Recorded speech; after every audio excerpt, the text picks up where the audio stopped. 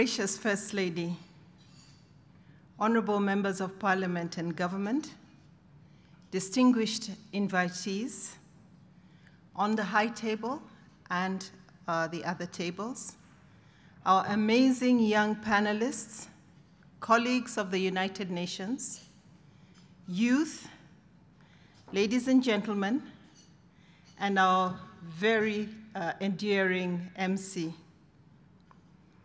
Allow me to first begin by thanking sincerely Her Excellency for this opportunity to stand before you and give the closing remarks. I have decided not to water down what the panelists have said and to use this opportunity to do away with my statement and to go back to the nuggets of wisdom that the panelists gave us, because they were really and truly amazing.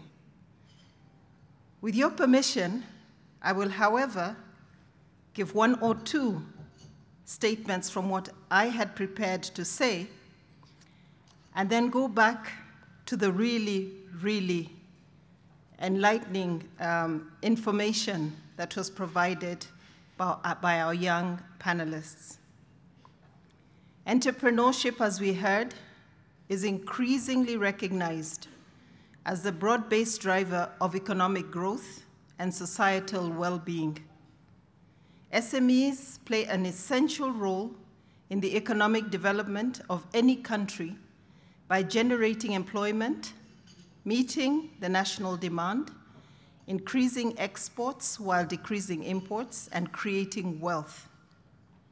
According to the African Development Bank, young people represent more than 60% of Africa's population, leading to the demographic dividend as the new buzzword of development assistance and the business world. While millions of young Africans unable to secure formal employment opportunities, boosting entrepreneurship is critical not only to harnessing their energy, but also to advancing Africa's economic transformation and industrial development, as well as averting possible societal and political instability for the region and beyond. And I'm thinking here particularly of the rise of violent extremism among the youth. As we heard today, youth entrepreneurship in Africa is still untapped. There is still a lot to be done to provide the requisite environment, affordable financing, skills, and services that would enable the youth to thrive in entrepreneurship. I salute those who have broken through the glass ceiling. In particular, we need to pay attention to the out-of-school youth and also to create the innovative platforms that allow them to thrive.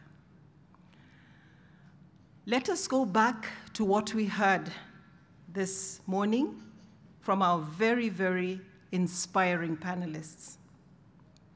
Number one, it is important that we be observant and conscious of the environment in which we live and be a party to bringing solutions to the problems in our communities and not being those problems.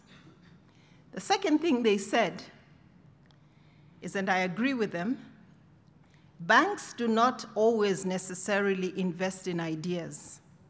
They invest in businesses. They invest in business cases. But it is high time that banks rethought that idea and made space for the youth. We heard as well that Africa is rising, but sadly, not every African is rising with it. We cannot afford to leave anyone behind.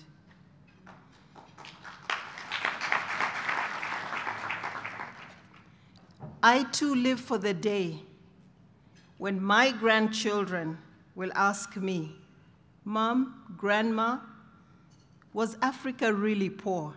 I loved that. The youth demographic in Africa must not be seen as a liability, but rather must be seen as the key to unlocking Africa's giant potential. Let us nurture SMEs as Rwanda has. We were told to leave our comfort zones, to be bold, to set very high standards for ourselves, to be persistent,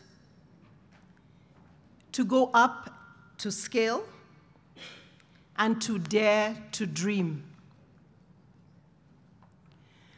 We were also told that service to others means really moving away from our comfort zones, being comfortable with being uncomfortable.